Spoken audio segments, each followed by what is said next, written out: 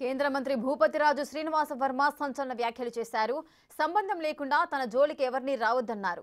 కావాలని పెట్టుకుంటే తనలోని అపరిచితుడు బయటకొస్తాడని చెప్పారు.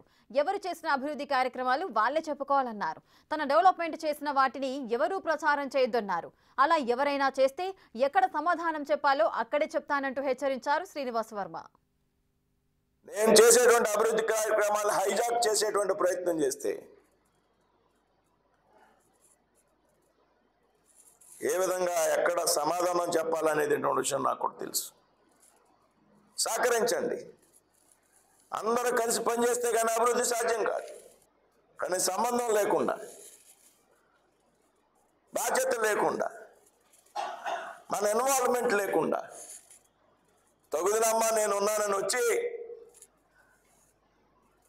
నన్ను కెలకడానికి ఎవరన్నా ప్రయత్నం చేస్తే గతంలో చెప్పాను, నాతో అపరిచితుడు బయటకు వస్తాడు అనేటువంటి విషయం. సామాన్యుడైనటువంటి శ్రీనివాస వర్మ ఏ విధంగా రాజకీయం చేయగలడో ఆ విధంగా రాజకీయం చేసే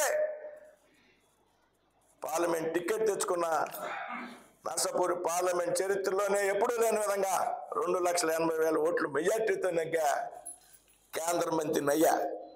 ఎవరో చేసినటువంటి అభివృద్ధిని